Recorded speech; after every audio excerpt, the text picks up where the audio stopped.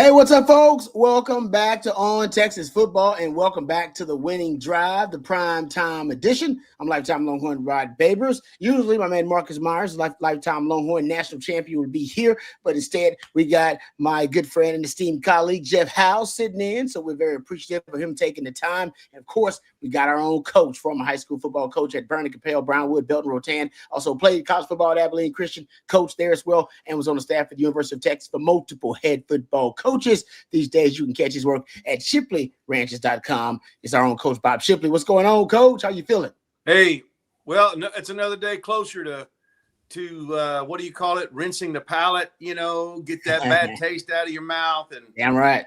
Get back on the field. And we had a little rinsing out here in West Texas today. Had some good rain. Y'all get some rain in Austin? Oh, we got a ton of it. It's still raining right here in Austin. It's coming down. Oh, yeah, it's coming down, man. Gonna make the mosquitoes. Yeah, but Saturday's supposed to be great. I think Saturday's going to be good. I hope so. Is I don't right? know the weather. I didn't think about that, but it could be a factor. We haven't talked about that, but if it's actually out here, it's supposed to rain all day Sunday, but hopefully, hopefully it won't down there on. Maybe it was tomorrow. Maybe Friday's supposed to be great. Friday football playoff weather. Ooh, yeah. Before rain comes. Yeah, and going to get a little chilly next week. Nice. All right. Jeff, sorry, what are you about to say? Jeff, go ahead. No, I was just saying it's about time. Coach is right. I need the weather to get cold. Tired of wearing shorts around all the time. So we sweat. That's the way it is in Texas, man. That's how in Texas. Hey, we left Abilene last week. Went to Cabo. I didn't notice any difference in the weather. It was hot here when I left, and it was hot when I got to Cabo, and it was hot here when I got back. We need that hawk to blow in from the north. Nice. Well, we'll see if that the rain brings a little bit of that hawk and cold weather. But of course, we're talking a lot about what Sark had to say at the media availability, he had the media Zoom call today with the media. So I believe, Jeff, were you on that media Zoom call? Did you get a chance to hear what Sark had to say? So we'll get Jeff's thoughts because a lot of folks saying that that was one of the best Sark press conferences / media availabilities that they've ever heard from. And hopefully that's good because I think the program needed it and he needed it as well. So we'll get to that and talk about Sark's comments. The latest availability report is out. So we'll talk about what that means for Texas and Arkansas coming up this weekend. And of course, your questions, comments, whatever you guys want to discuss, throw it out there. We'll try to address as many questions as we can. Super chats always jump to the front of the line so you can interrupt the show at any time. All right, let's discuss first, before we get into Sark's comments, the availability report. Gentlemen, it is out. And for Texas, not a lot of names, but some important names on this injury report for Texas. Anthony Hill still listed as questionable, and Ryan Wingo listed as probable. Ryan Wingo probable, and I believe that was the same case as the last availability report for Texas. We'll get into the Arkansas side, but let's talk about it a little bit, gentlemen. I mean, it's the elephant in the room. Start with you, Coach. I mean, Anthony Hill, guy's going to be a first-round pick. There's some business decisions that nobody would blame him for making at this point, considering what's at stake for him and the injury at this point in the season. What are your thoughts about how this team, it's one of their best leaders too, obviously, going into this game. What are your thoughts about the potential of him playing? And I think a lot of people believe is the possibility that he won't be available for the Longhorns on Saturday. Yeah, I think I've matured in this, my thought process in this from my days when I was coaching, because you're so brainwashed when you're coaching on everything's a team, Look at what this team did for you. This team helped you get where you are and all that. But now that I've stepped away from all that testosterone and rah-rah, and all that old school stuff, you're exactly right. It's generational wealth. And I think about, his last name was Shipley, played at North Carolina. No, Clemson, the running back, Will Shipley at Clemson. Played in I think it was a bowl game, and tore his ACL, and really dropped his draft stock. And I think I don't blame the man. I mean, this, like I said, and it's been talked about a lot this week on OTF, or not a lot, but it has been talked about some. But I will respect whatever decision he makes, 100%. I won't bat an eye, 100%, because he's given this program an incredible boost and has put everything on the line for this program. And I just have changed my views over the years about that and realized that, yeah, it's about the team, but the way, and I feel like Sark is probably the same way. He seems like he's a big proponent of supporting his players and the decisions that they make. I can't see him browbeating him. I could see him saying, man, do what's best for you. You know, and I think that's one reason he's so well liked by his players is because they know that he really cares about them. And if he does really care about them, that's what he's going to say. And I feel very confident that's what he's saying. Yeah, no, I agree with you on that. Jeff, your thoughts about Anthony Hill before we dive into some other points from the media availability?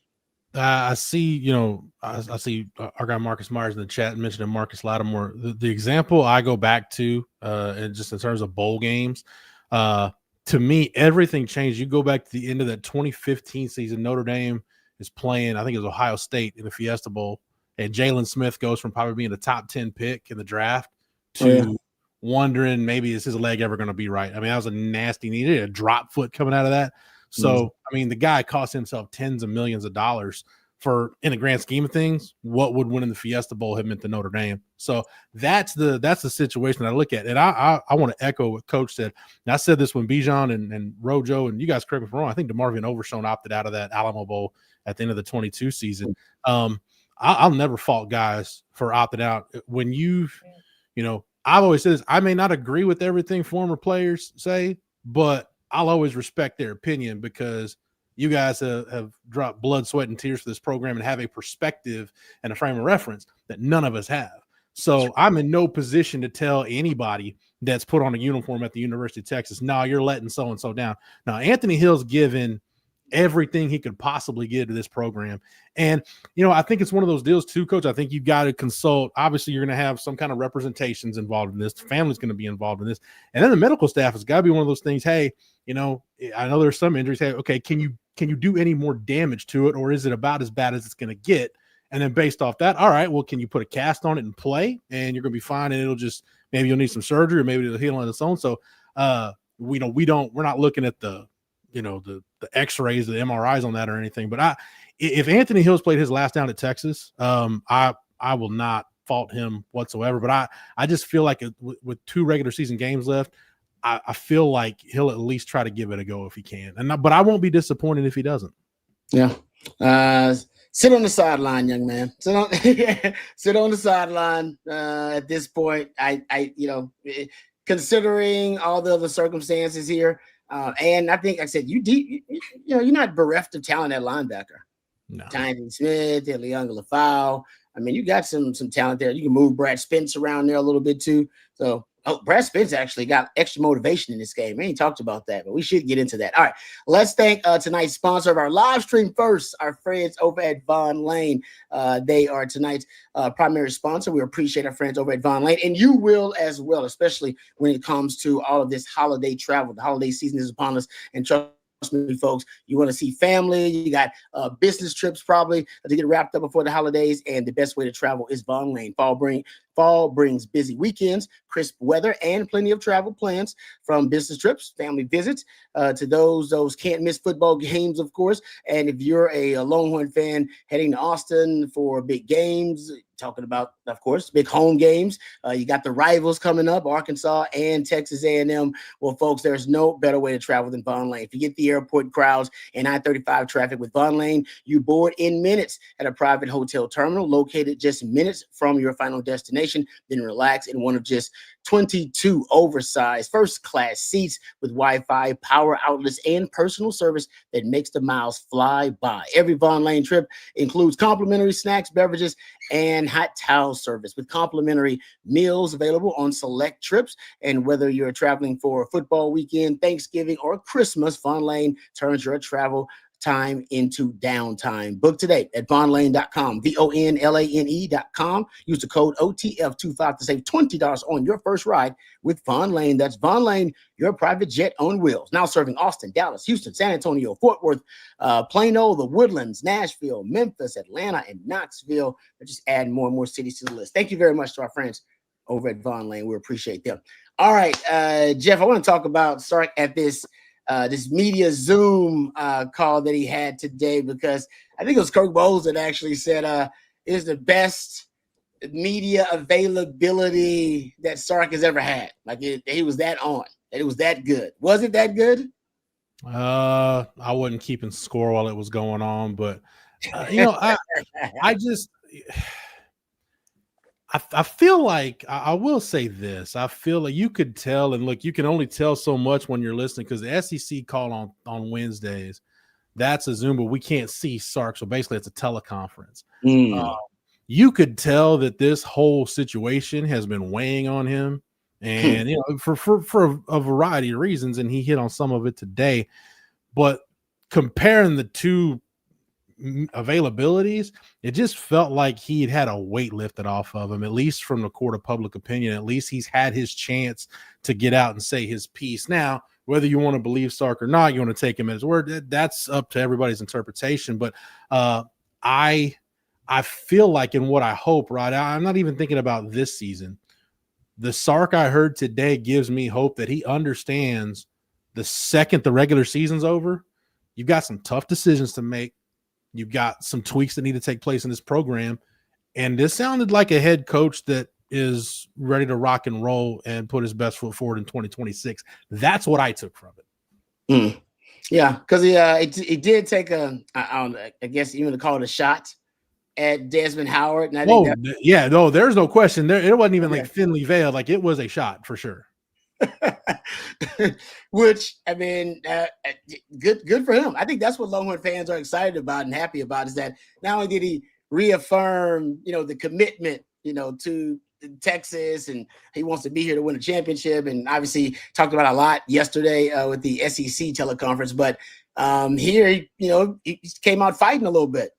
He came out fighting. He went, there was no kind of victim mentality. He's like, no, man, I came out taking shots back at Desmond Howard, at members of the media. So good for Sark. For those who didn't know, this is the end of he had a kind of a not a rant, but he had a long statement that he made. And at the end of the statement, he said, I don't know, maybe think about something else when you're taking your trash out, obviously in reference to Desmond Howard taking out his trash, and while taking out his trash, filming a video saying that Sark and Texas would end up parting ways, or predicting they would, something like that.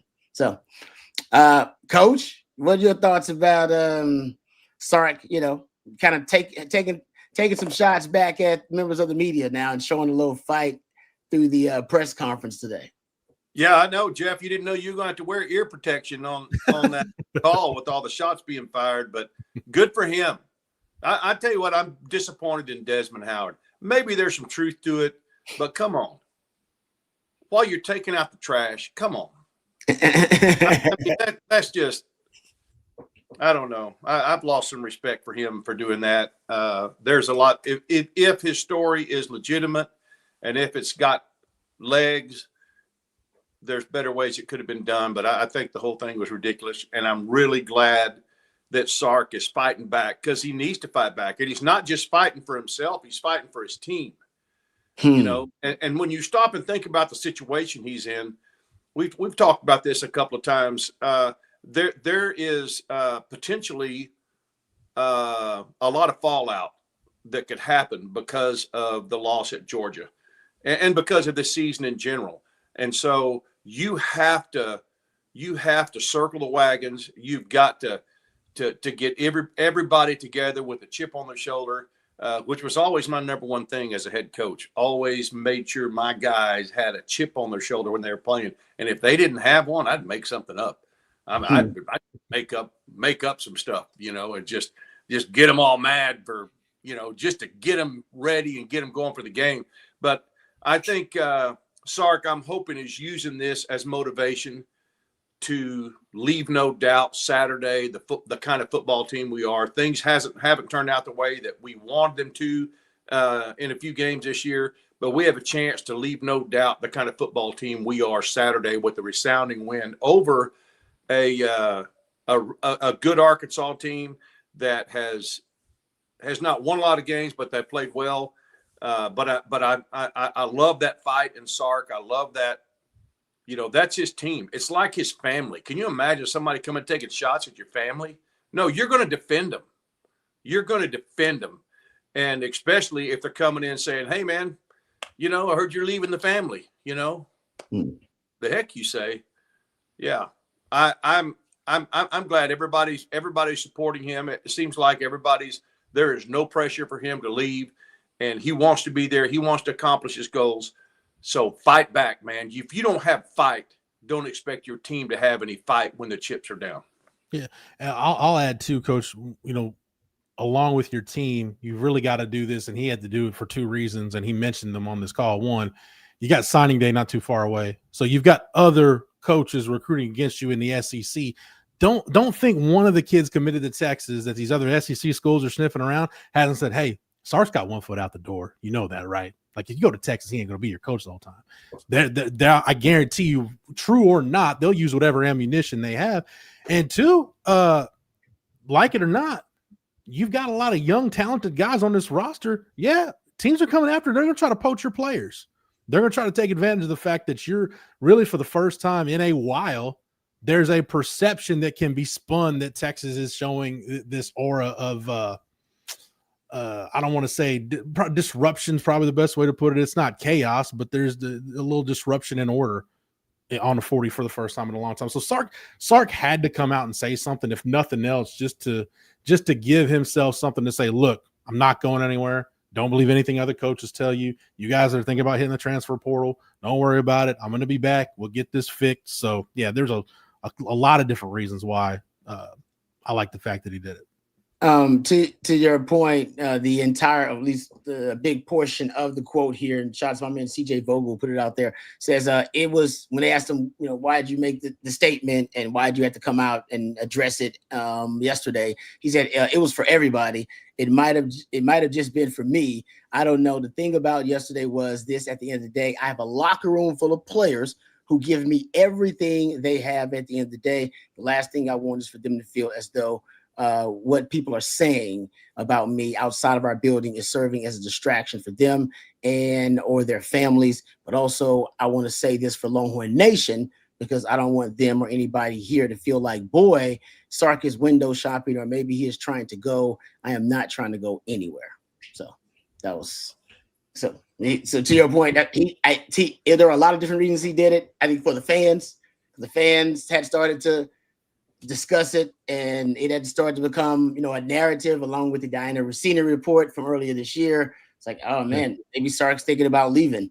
And you talked about recruiting. As a matter of fact, Sark admitted, by the way, gentlemen, he was actually asked about whether all the rumors now and speculation, if it had worked, like you said, as a way for teams to negatively recruit against Texas. And he said, for sure. Yeah, they're definitely using it. And this is the crazy thing about it. I remember saying, and maybe this might have been the end of last season, toward the end of last season, that it's almost impossible to negatively recruit against Texas. Mm-hmm. And now that's all wrong. That's all thrown out the window. Remember, I was like, that's really nothing you can negatively recruit against Texas, because they was winning, producing a lot of NFL players. The NIL game was, as probably as high level as any program out there. You got Austin, you got all these things, and now you got like 3 or 4 things, I guess, you can negatively recruit against Texas. That took less than a season to happen. Yeah. And now it's about negative recruiting, Coach, just like peeing in the shower. Everybody's doing it, but nobody's going to admit it. But everybody's negative recruiting against somebody. That's part of somebody's pitch. It's no doubt. Maybe I'm wrong about that, but I feel like that's the case. No, you're right, Rob. I mean, there was a time in this state, and you've talked about it too, where between R.C. Slocum and Mac Brown and Spike Dykes, where there was maybe a a gentleman's agreement, maybe. You didn't hear a ton about negative recruiting, and there was no internet at that point to speak of. But Rod, you talked about RC is one of the reasons why you decided to go to Texas. So, that definitely does not happen anymore. And especially in a league as cutthroat as the SEC, there is no honor among thieves in that place. That was my big problem, kind of tangent. But going back to the summer where you had some of the Georgia media outlets like praising Kirby and trying to give Kirby the moral high ground. I'm like, definitely Kirby Smart. There's no coach in the SEC that gets the moral high ground when it comes to the portal and recruiting. Think of something bad, everybody's doing it at some point. So like I said, as the great Dusty Rhodes said, there is no honor among thieves in the first place. So I don't, that stuff is going to happen. But I think for Sark to come out and say it, he needed to say, and Coach mentioned this a little bit earlier with Desmond Howard, and I'll just address it from this standpoint. Having been in some of those discussions where somebody's going to put something out that, has some weight to it, whether there was malicious intent behind it doesn't really matter, because once that toothpaste is out of the tube, you can't put it back. So regardless of whether it was, maybe this is me being naive, but I feel like this, reports like this most of the time aren't done with malicious intent. It's somebody that got information from someone that they deemed to be credible, and they felt like running with it. Now, there's a whole nother discussion. Was that person credible? Did you vet it, etc.? But like I said, it doesn't really matter what the motive was or anything else. Once you say it, once it's out there, and you work for it, like, come on, this isn't like somebody just with a blog page in the middle of nowhere. Somebody from the Athletic. Yeah. Heisman Trophy winner who's on the desk on game day saying, here's my question. Is what are the chances that A&M and Texas will beat Arkansas? What are the chances that game day is coming to Austin next Friday? And if they come, how are the Texas fans going to treat the trash man? Bring trash cans. Bring trash cans. Right now, those trash cans. Just walk around with your trash can. I'm an Astros fan. I've got mine here somewhere. So. Oh, that's true. That's right. Nice. No, that's a good point. I mean, and CB here, I see him in the chat saying, does Desmond respond on Saturday? That's a good question too, because in addition to what Coach said, if they do end up covering Texas A&M, how's Sark treat Desmond? But then does Desmond respond to this? Because this thing is blown up. Well, so does Desmond respond? Because even Kirk Herbstreit, I heard, was displeased with it, with the way it was handled. I'll say this. First of all, my level of respect for Desmond Howard dropped because John Medani and I are still waiting on him to come into the studio for a radio interview from 2011. So whenever Desmond feels like showing up, I greatly appreciate it. Still waiting on him. But, as far as will he respond, I think one thing you got to keep in mind, he and Sark are both represented by CAA.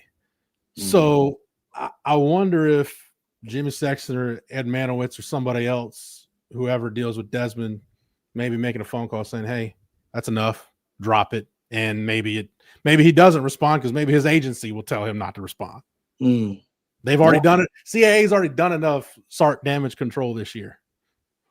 That's a good point. I didn't think about that, but you're right about it. So I'm not sure if it'll be addressed. They might just kind of let it die. Just kind of let it die. If anybody's going to bring it up, I don't think it's going to be Desmond bringing it up. It's going to be McAfee because McAfee just doesn't care. So that's fair. Well, do they have game day still on Saturday for Thanksgiving? I think so, Coach. Yeah, because last year, so they won't. I'm sure they won't be in Austin. It'll be a Saturday game. That's a good point. Yeah. All right. Well, so I would just say this, and I've always said it, and this is not some sourced opinion. This is not breaking news. I've always said Sark does want to go to the NFL. I don't think that's a secret. I think people who are close to him kind of know that he keeps those NFL connections because he's got NFL aspirations. One day, I said it will be after he wins a national title at Texas, though. After he wins a national title. That's when I think he'll get interest in the league. Yeah, I feel like, and again, this may be me being naive, but I feel like Sark wants to see this through, and you've already built it. You've gotten close. You've knocked on the door. You've gotten close enough to taste it. I think he wants to see if they can break the door down, especially you've got at least one more year with Arch to maybe get this done. So, Oh, yeah. Yeah. So I definitely think he's going to be in for the short haul, but I'm thinking when people are looking at, are we going to continue to hear these rumors and this speculation year after year with Sark? Yeah.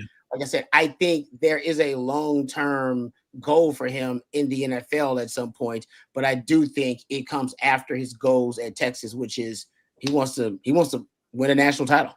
Yeah, possibly win more if he could. But sorry, Rob, but it's different for us dealing with Texas because we've never had to really deal with this. No, like even during Mac's run when it was real good, Mac wasn't going anywhere. We knew that, and whether it was Charlie Strong or Tom Herman, it never got to a point where they were openly courted for other jobs, at least like Sark has. So it's a different. We've seen it from afar, and it's kind of it's unusual to be dealing with it at Texas because, like I said, we've never dealt with it from that angle. Has there ever been a football coach, University of Texas, that has left it for what was considered a better job? No. Nah, coach. They either leave, either hang it up, or they're. It's usually not a happy ending. Yeah, you're usually told your services are no longer needed here. But that's true in most head football cases, whether you're in high school, college, or pros. It's usually the ending is not happy. Yeah. Nah, that's a good point though about that. You don't leave Texas, and this is a new era, right? That Jeff is talking about too, where I guess it's a good thing. Like when people compliment you on how hot your wife is, it's a good thing. You shouldn't get upset about that. So dude's hitting on your wife. Don't get upset about that. Trust your wife, and that's a compliment that how hot your wife is. And I guess maybe Longhorn fans should feel a compliment about how good their coach is, that he's coveted by the NFL and the other jobs. All right. I'm not sure that's what a lot of fans are thinking. Right I know. I get it. That's not what they're thinking at all. But I'm just trying to paint it in a good light. All right. Let's thank another of our sponsors. Let's thank our friends over at Culligan really quickly. When it comes to the water your family drinks and uses every day, folks, you don't want to cut corners. Why would you? All right. That's why for over 90 years, people have trusted the name Culligan, and you should too. Here in Austin, Culligan Ultra Pure has been serving the community for more than 60 years. Culligan Ultra Pure provides high quality residential water treatment at an affordable price, including reverse osmosis systems, water softeners, and UV purification lights. Whether your water comes from a well or a municipal source, Culligan has the perfect treatment solution for your home and for your family. And right now, you can schedule a free water test and save up to $600 when you mention On Texas Football. That's all you have to do. Mention On Texas Football, and you can schedule. You save up to $600 and schedule your free water test with our friends over at Culligan Ultra Pure. They serve Austin, Corpus Christi, Victoria, Brownwood, Pampa, and Plainview. So don't wait. Reach out to our friend Michael over at Culligan today. 512-339-2378.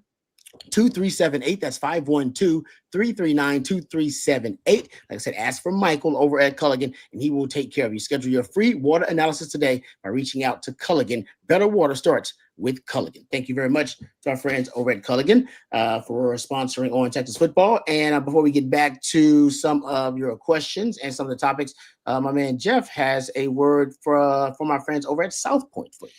Yes, I do, Rod. Texas football fans, you can score an easy extra point this season when you get to the point at South Point Dodge. South Point Dodge has over 600 vehicles in stock, including the all-new 2025 Ram 1500. Get the real deal today and drive away in an all-new Ram that's proven to last. Plus, you can get employee incentive pricing right now. That's right. You pay what the employees pay. That is a real deal.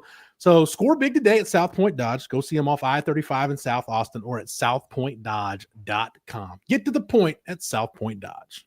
All right. Thank you, Jeff. Appreciate that. Question here from Lane with a super chat. So we appreciate Lane very much. Thank you, Lane. It says, one of the main rumor mills is his old pal, former Last Chance U coach Jason Brown. He has been spewing for weeks on his largest YouTube show about both Lane and Sark, who he claims as friends. Okay, E.T. Brute. All right, so I don't watch it. I'm unaware. I've never watched Last Chance U either. I know it's entertaining. I've not checked it out, so I'm unaware. Any of you guys aware of Jason Brown? Other than I think he got fired, didn't he? Our coaches do. I don't know. Yeah, I think he got fired. I look. What time do you think? Yeah, I'm not gonna. I don't know how close Jason Brown and Sark are, but a message of this magnitude, if there were any weight to it, there's going to be a very, very, very, very, very small circle. I don't know that we talked about this a ton, Rob. It's like Sark's circle from at least from what I know is not that big. It's not like it doesn't have like, I don't even think it's as big as like Max was back in the day. I mean, I think there's very, very few people close to Sark that really know what's going on. And I would not feel great about the odds that Jason Brown would be getting up to the minute information about Sark's coaching future. Yeah. And if he was, he ain't much of a buddy. Right. Right. I can tell you this, guys, just from, some of the people I talk to that are somewhat just close. I'm talking about the university level, not even the football program level. Even when it comes to media members, because you got those. If you're playing a national game, like you're playing a Fox or ABC game, the crews will come, or the game day crews coming. Like they'll be able to go to practice. I've heard Sark is even at that point very restrictive on who gets behind the burnt orange curtain. So you can probably figure out who the guys are that Sark talks to. But yeah, there aren't that many people I think that have a real intimate knowledge about what's going on day to day. That seems obvious from all the speculation going on behind the scenes. All right, yeah, keeps a pretty tight circle. All right, thank you, Lane, for that super chat. I really appreciate that. All right, any more questions? Super chat, just throw them out there, guys, and we'll get to those later. Let's dive into a little Arkansas talk here before we get back to some of the other questions. Man, I was doing some research on this Arkansas defense, and I don't think people realize how bad this Arkansas defense is. I was going to say, Rod, if you're bringing something to the table other than they're terrible, then I would want to hear it. But yeah, I don't think people say they're bad. I don't think people realize how bad they are. Here's a stat for you that I thought was pretty interesting. If you're looking at points per drive versus Power 4 teams, they've allowed 3.4 points per drive. That's the worst mark in the country. And versus Power 4 teams, by the way. I mean, kind of throwing out the FCS opponents and all that kind of stuff. Just versus Power 4 teams, most points per drive allowed in the FCS. So it's in Power 4 competition. So it's easily for Texas. I mean, this offensively, this should be a great slump buster, whatever you want to call it. I mean, you should be able to, I'm not saying have your way with Arkansas, but I mean, you should be able to have a lot of explosive plays.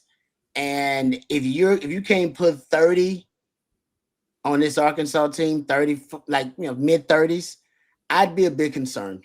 Like, because that's, I mean, like I said, I watch them on film and it matches that number. They give up a ton of explosive plays. The number that I have for you, 100 and outside the top 130 in 10 plus yard and 20 plus yard plays allowed.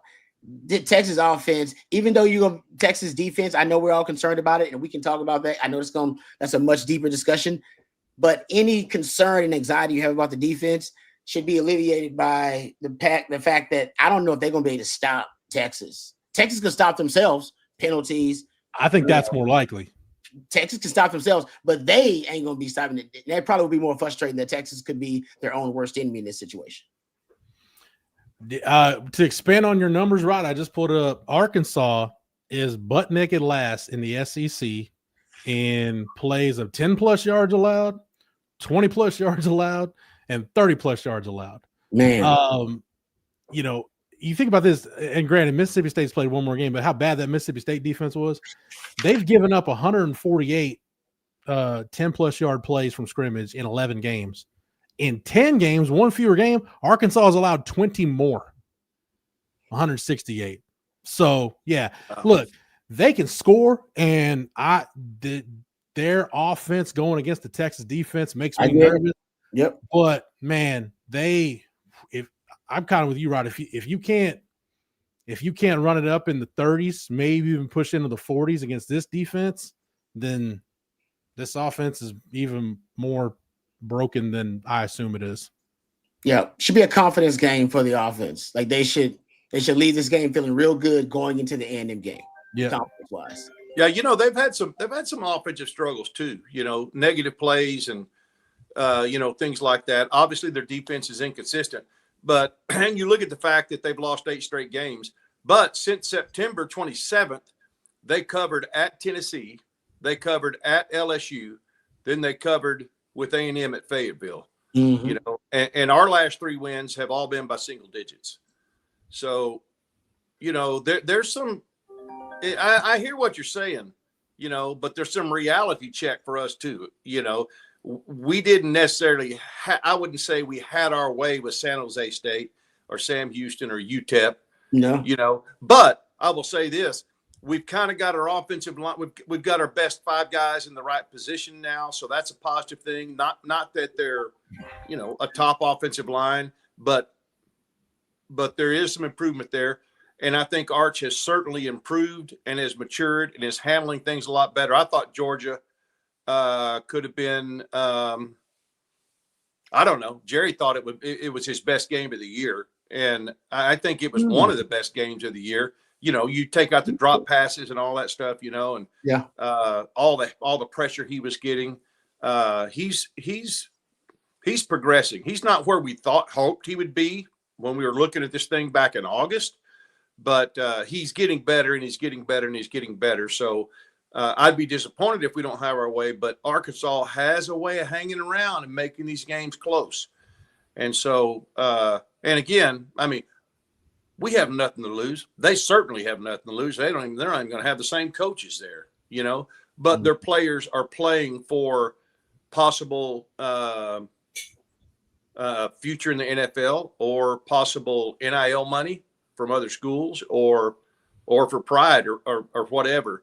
So it's 2 teams that have had some inconsistencies this season. Obviously Texas has a lot better record and has played better than Arkansas has, but how that, I mean, I'm way back in the 70s watching Arkansas, Texas. And I know you guys have watched them for a long time too. You can't chalk that up as a win. I mean, they're explosive. If they can be more consistent defensively, they can make a game of it.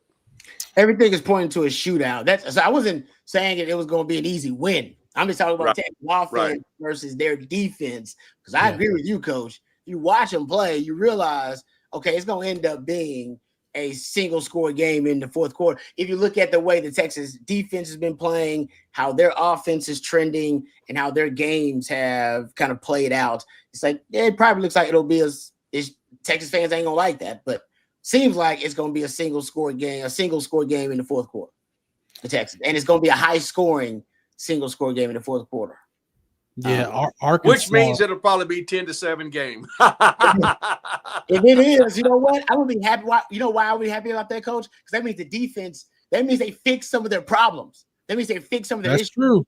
Offensively, now then we'd be screaming and yelling about how bad the offense is. So we're gonna find something to be upset about. But I think ultimately it's trending toward being a high scoring, one score game in the fourth quarter. Unfortunately, that's how I would predict it. I'm predicting Texas is going to win it, but like Coach said, it's going to be tight because that's how all their games are played out. They're bad in clutch time. Like they make some of their worst decisions in some of the worst moments in opportune times as a team. So they're kind of bad in those big moments, which is why down the stretch you can't be your own worst enemy because Arkansas will screw it up for themselves. But Texas has. We've seen it. They're an undisciplined team. They have these, kind of lapses too, late in games. We just saw it versus Georgia sometimes where they'll let an opponent back in the game or they relax or whatever. And you can't afford to do that in this game versus Arkansas. Can't. No, to your point, Rod, just looking at Arkansas defensively, they're giving up over 6 yards of play, almost 6.2 yards of play. Yeah. They've given up the second most rushing yards this year in the SEC. But when Texas played Florida, we could have said that. Mississippi State's got the worst run defense in the SEC, and you couldn't run the ball against Mississippi State. So, yeah, and what concerns me about Arkansas is they've got the potential. They're a mess, but Sam Pittman was an O-line coach. Bobby Petrino's offenses, typically he gets really good offensive line play. Their offensive line as a group, I mean, they're up there with Vanderbilt and some other groups for being the best in the SEC at just controlling the line of scrimmage. You know, Rod, we talked about it on Football Theory this week. Line yards per carry is one of my favorite statistics because basically the offensive line is going to get credit on yards per carry, everything basically up to 4. So the closer you are to 4 line yards per carry, that's an indicator of how good your offense is. Arkansas is averaging about 3.5 line yards per carry per game. So basically that tells you that they're getting a really good surge up front just about every play. So you're not going to be able to drop as many guys or deploy as many resources to help your pass defense as you did against Georgia, because Arkansas does have the ability. They can do it with quarterback run game. They can do it with traditional run game. They've got the ability to control the clock. So that does really concern me. Yeah. And they can force one-on-ones outside, to your point, because the run game is so good. The run game is so good that it's hard to stop it and neutralize it with a light box. You need to match it or stack it, and you match it or stack it. It means you got one-on-one somewhere out in that secondary. They're gonna be able to exploit the one-on-ones, and you need guys in the secondary to win against Arkansas. If you want to hold Arkansas against stops, you need your guys in the secondary to win. Sorry, go catch. Yeah, no, I'm sorry, Rod. The biggest thing that I'm looking at in this game is how the adjustments and how our secondary plays. Mm-hmm. If we play like we did last week with soft coverage and soft on the corners and then soft in the middle of the field, they will make it a very high-scoring game. I'm really looking forward to see the adjustments Texas makes, to see that because Arkansas has the ability to do that, along with the ability of, if you're taking away and if you're putting more people in a pass coverage, then their quarterback will tear you up running the ball. So it's a catch-22, but I'm really looking forward to see how our defense adjusts and changes that they may make in their philosophy, in their coverage, and taking care of the middle of the field. Rod, I want to get your thoughts on this because actually CJ asked Sark about this on the call today, and I've been thinking about Sark's answer. Not to say it was a bad answer, a good answer. I've just been thinking about it, but he talked about they do want to play more man coverage, more press man, but he said guys' confidence. He said to be a good man cover guy, to play good man coverage, you got to be confident. So do guys need to gain coverage do guys need to gain confidence to be able to play more man coverage, or will guys gain confidence by playing more man coverage and kind of playing their more natural style? Like a guy like Cade Phillips, Manny Muhammad, that would seem to fit some of those skill sets better. So I don't know if this is like a chicken or egg thing, but Coach, I'm with you. Like I can't, to me, this is just the way I look at it. Man, if you're going to beat me on a double move, or, me playing, really competing and going for the football, death by 1,000 paper cuts. I don't know. I don't know if I can do that. Well, my deal with the whole thing is they recruited these guys. Yep. We recruited these guys. It's not like you inherited them. If you're recruiting corners, and Rod, you brought up, was it 2-3 years ago, where Sark said, we want to recruit the kind of guys that can play man coverage, and to do that, you've got to have man coverage attributes, not only physically, but mentally. You've said that so many times, Rod, about the secondary that you played in that was one of the best in the history of our school. There were some confident cats back there, but you're recruiting these guys. I would hope that would be, if you're looking for a cover corner, quick feet, number one. Yep. Competitor, guy that's confident, number two. Am I right? Yep. Irrational. You got to have the feet. You got to have the feet, and you got to have the mindset. And I'm not. I mean, recruiting is certainly no perfect. There's no perfect formula, and you don't know for sure how guys. But dang, it seems like Georgia's got them. They got dogs all over that. We talked about that earlier this week. They got dogs all over that field, all over the roster. And you recruit those guys, so let's not make the same mistake again through the next couple of recruiting cycles, because what we're playing right now is obviously not gonna support the type of defense that it's going to take to win the SEC. And Rod, the thing that frustrates me in the whole deal is you've got your pressure part of this this So, pass game equation. Yeah, you've got the pressure part figured out, and your pass rush. The one thing we've been right on, I heard you say this right on stage of the program this week. I think the one thing we haven't all been right about a bunch of stuff. One thing we were all right about is how good this pass rush was going to be. Like, it is one of the best pass rushes in the country. You're too good putting pressure on the quarterback to not make more plays on the back end or be in position to make plays. That was one thing last year. Coverage didn't bother me last year because, man, at some point they're going to get heat on the quarterback and they're going to make a mistake, and Barrett or Makuba or Tapp, somebody's going to be there on the ball. That part of it's just not happening this year, and you're getting just as good or better pressure this year than you got last year. Yeah, no, I've been for like 3 games now. I mean, you haven't had a DB really make a play on the ball. I think Cade Phillips is responsible for maybe 1 PBU. And I think that was in that Vanderbilt game when he came in late, but you haven't made many plays on the ball, and teams are throwing it a lot more against Texas. I don't think they have a fear that Texas DBs are going to make them pay for it. So I got no problem with guys getting beat. You're going to get beat. All right. I'm not above getting beat. Plenty of film out there, Rod B getting beat, but I made my share of plays on the ball. Probably should have caught more of those too, but I made my share of plays on the ball. All right, Coach, this was for you from Justin. Thank you, Justin, for the super chat. He says, Coach, what was your coach philosophy when you had an inexperienced team, and did it cause you to go through more chew?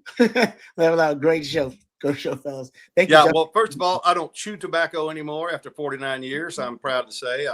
Unfortunately, this is crazy. Okay, they're saying nicotine has the lowest dose there is. They say that nicotine has all these helpful benefits.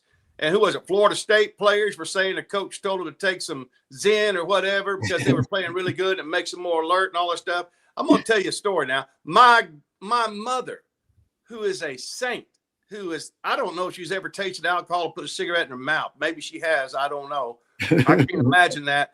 But she took a nicotine patch the other day and put it on her back or something like that. Her daughter-in-law talked her into doing it. And she said, I felt better than I felt in years.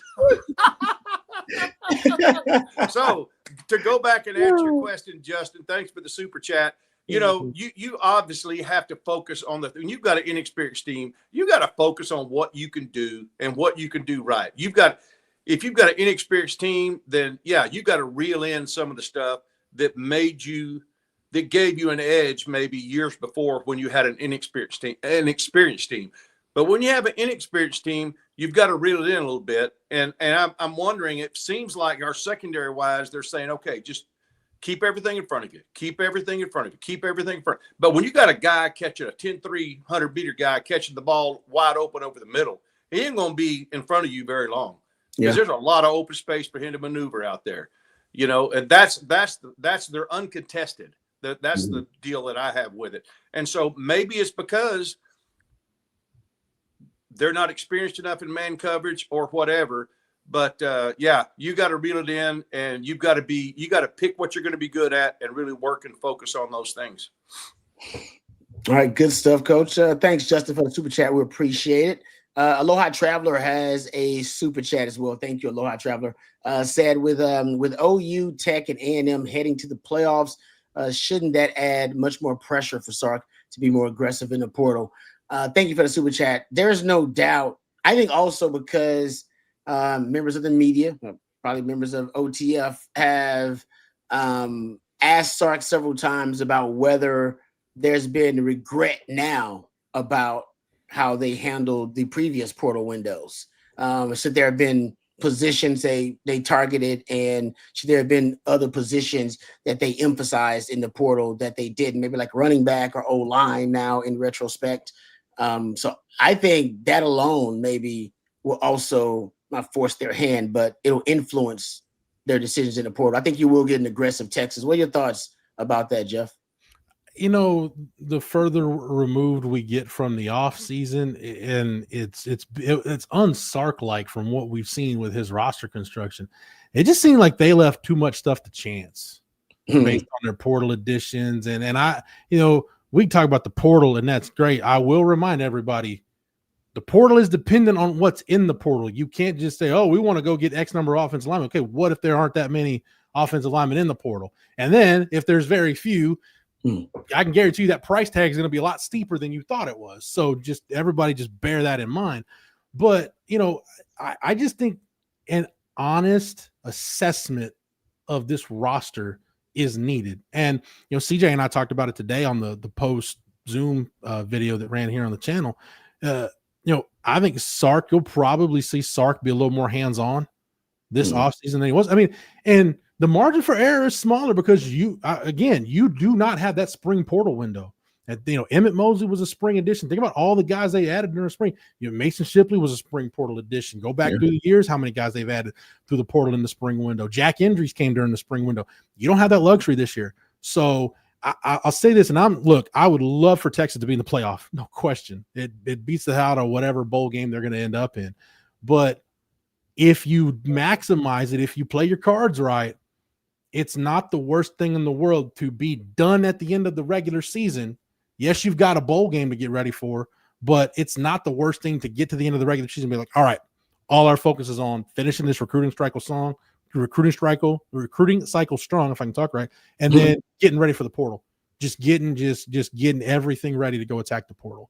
So again, that's not even a silver lining because there are no silver linings at this place when you fail to meet expectations. But this extra time they've got, if they use it wisely, we can get the product in 26 that we probably all thought we were going to get in 25.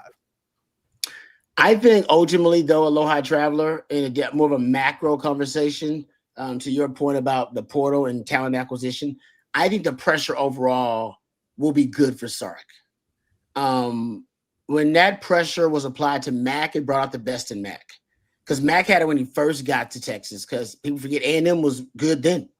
They won the Big 12 in 1998. 98, Mac's first year, yep. Mac's first year, A&M wins the Big 12. People are like, oh, Aggies are feeling themselves. Mac's first year.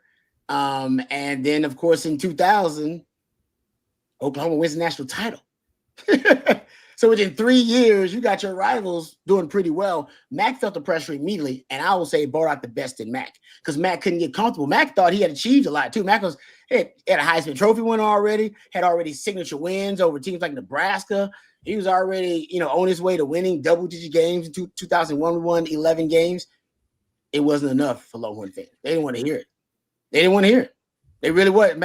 They did not want to hear about double-digit wins being enough because Oklahoma was winning conference championships and competing for national championships. They already won one, and that was it. And I think, like I said, Batman needs a joker, and it made Bob Stoops made Mac Brown a Hall of Fame coach because Mac Brown had to, if otherwise he'd be fired, had to figure out a way to be Bob Stoops. And damn it, if he didn't do it, give props to Mac. He made every change he needed to do and tweaked the model just enough, and ended up beating Stoops, and that propelled them. If you can beat a Stoops led Oklahoma team in their prime, man, yeah, you good. You definitely compete for a national title, which they did and won one. So I think for Sark, with A&M being good now and Tech obviously spending as much bread as anybody to make sure their roster is top notch. I don't know if Oklahoma's going to be able to consistently keep this up. I can see the Aggies doing it. I'm not sure about Oklahoma, but God bless them right now. They definitely defied everybody's, preseason prognostications about Venables being on the hot seat and being gone by the end of the season. I think all that pressure will be good for Sark if he's the right guy. Mm-hmm. He ain't. You know what that pressure's going to do to him? Exactly. Yeah. Somebody had a question on the message board over on TexasFootball.com last weekend. I think it was last Sunday in one of Bobby's columns, and they said, "Hey, is Sark a national championship coach?" And I didn't wait for Bobby to respond. I jumped in and said, "Well, we're about to find out. We're about to find out if he can lead Texas to a national championship because you're gonna have to, like I said, some really tough conversations he's got to have this offseason, some with himself, some tough decisions he's got to make. And just to put it in perspective, Rod, how big these rivalries are, Texas still has a chance to beat Texas A&M. And let's say hypothetically, if Texas wins that game, unless OU and A&M win an SEC or a national championship, what do you think Mike Elko and Brent Venables are going to hear all offseason? Yeah, you were good. You won a lot of games. Didn't beat Texas, though. It ain't good enough because you didn't beat Texas. So that stuff gets heightened, and it cuts both ways. I mean, honestly, that's why the Arkansas game gets kind of scary because Bobby Petrino, I don't know what the likelihood of him getting that job, but he knows if he pulls off the upset of upsets at Texas with an old Southwest Conference rival, some of that old money will be like, we'll give you a shot. You can keep on beating Texas, we might give you a shot, man. So he's got some trust. He's gonna have some stuff dialed up for that one, and we'll get into that here in just a second as we get closer to the end of things. But before we do, you guys got some more questions. Get it out there. But first, let's thank our final sponsors of the night. Let's thank our friend Bingham's Bourbon. We appreciate our friends over at Bingham's Bourbon for being sponsors of Bowling Texas football and sponsoring our tonight's live stream. This episode brought to you by Bingham's Bourbon, created by Grammy and Oscar winning artist Ryan Bingham. For years, Ryan turned down offers to just put his name on any bottle. He instead insisted he wanted a bourbon he could be proud of, one that stayed true to his Texas roots and where the music comes from. That's why he built Bingham's from the ground up, a Texas certified whiskey made with 100% Texas grown grains, distilled and aged in the searing Texas climate for a bold, unmistakable flavor from the hands of local Texas farmers to the barrel to the glass. Every drop is a tribute to the land, the craft, and the people who shape it. Bingham's Bourbon, proof that Texas makes a damn good bourbon, available now across the great state of Texas. You can find details at binghamspirits.com. That's binghamspirits.com. And one last word as well from our good friends over at Von Lane for being a sponsor of tonight's program. And trust me, folks, if you are traveling this holiday season for any reason, business or for personal reasons, or traveling for the holidays, trust me, folks, Von Lane is the only way to travel. Fall brings busy weekends, crisp weather, and plenty of travel plans. And our friends are at Von Lane. They can accommodate any plans that you have. And if you're a Longhorn fan, heading to Austin for these two big games versus old school rivals, the Arkansas Razorbacks and the Aggies, traveling with Von Lane, folks, will be the most luxurious way that you can travel. Forget the airport crowds and I-35 traffic. With Von Lane, you board in minutes at a private hotel terminal located just minutes from your final destination. Then you relax in one of just 22 oversized first-class seats with Wi-Fi, power outlets, and personal service that makes the miles just fly by. Every Von Lane trips include complimentary snacks, beverages, and hot towel service with complimentary meals available on select routes. And whether you're traveling for a football weekend, Thanksgiving, or Christmas, Von Lane turns your travel time into downtime. Book today at vonlane.com. That's VONLANE.com. Use the code OTF25 to save $20 on your first ride with Von Lane. That's Von Lane, your private jet on wheels. Now serving Austin, Dallas, Houston, San Antonio, Fort Worth, Plano, the Woodlands, Nashville, Memphis, Atlanta, and Knoxville as well. We appreciate our friends over at Von Lane. Appreciate all of our sponsors for tonight's live stream. All right, before we get out of here, guys, give me the one thing. What's stressing you out the most about this matchup, Texas versus Arkansas? Secondary. Secondary. Secondary? Yep. Secondary. Stresses me out. Yeah. Jeff, what's yours? We've seen far less of, even last year ahead of the Arkansas game, I said, man, there's two versions of Taylor Green. There's good Taylor Green, which he can keep you in just about any game you play. And then there's bad Taylor Green, which he can take you out of games. We haven't seen much bad Taylor Green this year. And, you've got a dual threat quarterback that can beat you, not just throwing the football or running it. He can beat you with the scramble, and he can beat you with design runs. So that you've got a guy that touches the ball every play that can hurt you in multiple ways with the run game, that is a concern, because that is we talk about all the time, Rod. It's the ultimate equalizer in football. You can have all the right stuff called, and he can still make you wrong. So that very much concerns me. I agree with all those, and I think all those obviously are connected. And then the fact, I'll throw out mine, the loss potentially of Anthony Hill. I don't think we're going to see him. And you've had a lot of miscommunications, coverage busts on the back end. They've been taking advantage of linebacker depth for the last, 4 games. Tight ends going wild, crossing routes. And now you're about to take the best player from the heart of your defense. You're going to take him away. And then now dealing with what you were talking about, Jeff, with a dual threat quarterback who's great at improvising, but also they got a dominant run game. They're arguably the best RPO team in the country. Sports Info Solutions said they're averaging damn near 10 yards per play on just RPOs along this season. That's because of the dominant run game and because of Taylor Green. And that's putting a lot of linebackers in conflict, second level defenders in conflict that haven't played well. So yeah, all those things are connected. So we all have the same fear, which is it manifests itself in different ways. Yeah. All right. Now here's one last question. What do you want to see from Texas this week? I'll tell you, I'll start this off really quick. Go. Emmett Mosley should never come off the field. Oh, I like it. Never come off the field. And how in the heck have we not got Parker Livingston the ball more than we have? He's one of our most reliable receivers. He's got speed. He runs great routes. He's got great hands. And yet we're seeing 1 or 2 targets a game. What I want to see is Emmett Mosley never come off the field and spread it out. It seems like we're trying to go to Wingo too much. And he's a little hurt. He's been a little bit inconsistent, although he can make incredible plays. We've seen that many times. But Mosley is money, and I think Parker Livingston is money.